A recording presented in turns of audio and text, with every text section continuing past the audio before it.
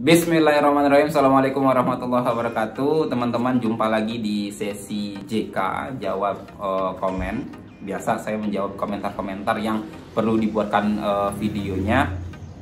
Ini datang dari Tio Kun Official. Nanti kita tampilkan ya. Assalamualaikum Pak Ilham. Pak Ilham. Ini nama saya Ihsan, bukan Pak Ilham. Aduh. Padahal orang tua saya capek-capek nyariin nama ini, sampai membutuhkan 2 ekor kambing untuk untuk mensahihkannya. Assalamualaikum Pak Ilham, izin bertanya, kalau narasumber yang diwawancarai menggunakan bahasa daerah, apakah dalam translate, maksudnya dalam transkrip, apakah transkrip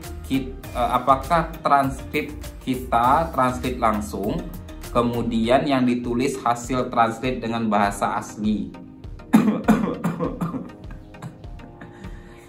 saya tulis di sini, saya bingung sendiri dengan bacaannya. Jadi gini, kalau misalnya ini saya perjelas saja ya, karena saya pernah menemukan kasus seperti ini. Mungkin kasusnya sama dengan apa yang ditanya oleh Mas Tio Kun Official.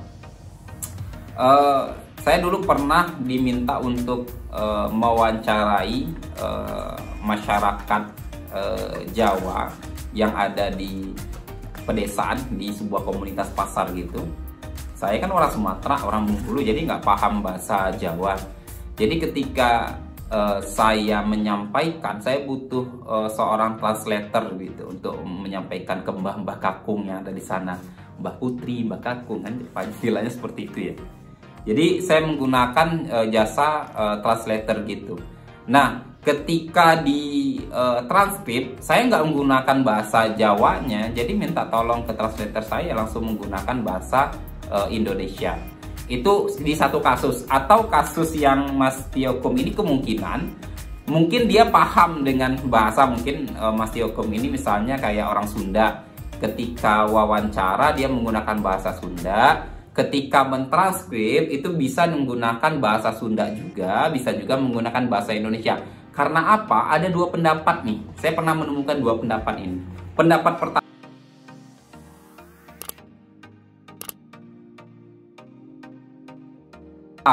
saya pernah menemukan ahli yang mengatakan bahwa kalau untuk transkrip itu harus menggunakan bahasa aslinya.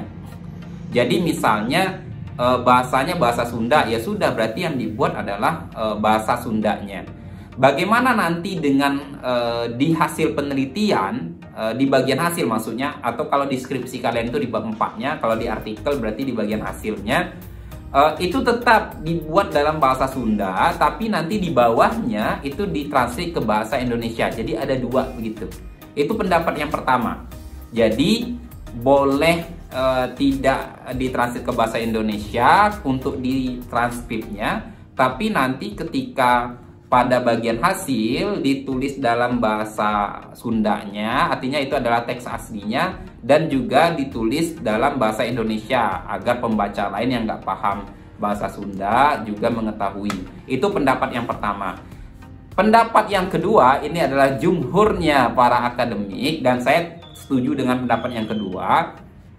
Kalau seandainya menggunakan bahasa Sunda nih si informan atau narasumbernya, kalian paham bahasa Sunda, ya udah transkrip langsung ke bahasa Indonesia, dan nanti ketika di bagian hasil langsung ditulis dalam bahasa Indonesia, jangan digunakan bahasa Jawa, atau maaf, jangan digunakan bahasa Sunda. Nanti saya tampilkan beberapa contoh pada artikel-artikel internasional. Ini banyak sekali ya, banyak penulis Indonesia yang dia menggunakan bahasa Inggris untuk menjelaskan hasil wawancaranya. Jadi nggak ada tuh saya lihat bahasa Indonesianya apa, bahasa Inggrisnya, langsung saja bahasa Inggris. Karena apa? Intinya hasil penelitian itu kan harus dipublikasi ya. Tujuan publikasi apa? Agar orang lain bisa membaca dan menambah pengetahuan dari hasil penelitian kita. Kalau seandainya kita menggunakan bahasa aslinya, ya orang lain kan nggak paham. Intinya apa? Agar orang lain paham, gunakanlah bahasa yang diketahui secara umum. Kalau memang target audiensnya adalah bahasa Indonesia, mohon maaf, kalau target audiensnya adalah orang Indonesia karena kebutuhan sidang, ya udah digunakan saja bahasa Indonesia secara langsung. Tapi kalau target audiensnya sudah internasional, jangan gunakan bahasa Sunda. Kan ribet juga ya. Bahasa Sundanya apa, bahasa Inggrisnya apa, sedangkan space untuk artikel itu kan terbatas. Mudah-mudahan ini menjawab. Akhir video ini akan saya tunjukkan beberapa contoh yang versi internasionalnya. Saya pernah menemukan sebenarnya di versi skripsi biasa saja, di UGM tepatnya. Jadi ada bahasa resminya, di bawahnya juga ada bahasa Indonesia, dan itu untuk tesis dan disertasi saya pernah menemukan. Tapi untuk internasional saya nggak pernah menemukan teks aslinya bahasa Indonesia, kemudian di bawahnya baru ditranslate. Biasanya itu nggak digunakan, langsung digunakan bahasa Inggris walaupun percakapannya bahasa Indonesia. Demikian, kita lihat ke laptop. Ini buktinya ya, saya ambil dari 3 artikel internasional. Kalau teman-teman lihat di sini, kajiannya kan di South Korean Historism, artinya kemungkinan ini area kajiannya di Korea Selatan ya. Tapi yang mengkaji itu adalah orang-orang dari Yogyakarta. Nah, Yogyakarta. Nah, di sini diinformasikan, saya cek tadi di bagian ini, restoran owner ini, karena dia di Korea Selatan, kemungkinan kan ownernya si restoran ini mungkin restoran halal, mungkin ada yang dari Timur Tengah, mungkin ada yang juga dari Indonesia.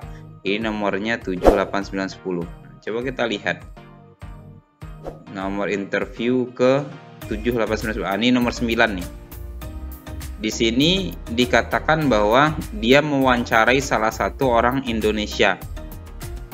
Logikanya kalau dia adalah peneliti dari Jakarta, kemudian mewawancarai orang Indonesia yang ada di Korea Selatan, nama warung makannya Warung Makan Borobudur, mungkin nggak menggunakan bahasa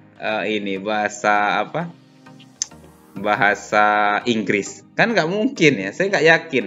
Apalagi kalau seandainya menggunakan bahasa Indonesia, saya yakinnya ini kemungkinan besar menggunakan bahasa Jawa. Karena orang Yogyakarta ketemu sama orang yang punya restoran Borobudur, kemungkinan nanti dia akan berbahasa Jawa Ria di sana. Semua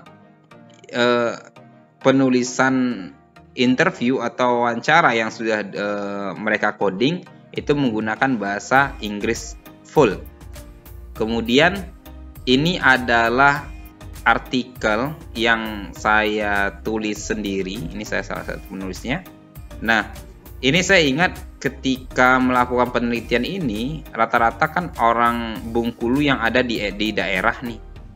Ini jarak rumahnya rata-rata 189 km dari Bengkulu, ada yang 200 km dari Bengkulu ya. Nah, sorry saya lagi batuk. Ketika saya wawancara itu menggunakan bahasa daerah kami, tapi yang saya tampilkan di sini nggak mungkin bahasa daerah karena kebutuhannya internasional ya pakai bahasa Inggris. Nah, kemudian yang terakhir nih, kalau ini oke lah orang Indonesia yang nulis, ini orang Indonesia yang nulis. Coba kita lihat, yang nulis adalah Abdurrahman Cema ini tadi saya lihat orang Pakistan. Orang Pakistan, yang ini penulis kedua ini dari mana ya? Palmerston North ini dari mana? Saya nggak tahu. Artinya apa? Mereka bukan orang Inggris ya. Mereka orang Timur Tengah. Kemudian melakukan wawancara. Nah, ini hasil wawancaranya juga diterjemahkan ke dalam bahasa Inggris. Nah, ini hasil wawancaranya. Ini hasil wawancaranya. Tidak menggunakan bahasa Pakistan. Karena apa? Cema ini dia tahu pembacanya berasal dari seluruh negara, di mana bahasa Inggris itu adalah bahasa resmi internasional begitu. Kalau dia gunakan bahasa Pakistan, kemungkinan saya nggak bisa baca nih artikelnya. Nah, Demikian mudah-mudahan ini dapat dipahami kepada teman kita tadi yang bertanya. Kesimpulannya adalah sebaiknya saya sarankan gunakan bahasa resmi yang dipahami oleh pembaca Anda. Oke, kalau ada pertanyaan lagi silakan dikomentari. Saya tutup. Assalamualaikum warahmatullahi wabarakatuh.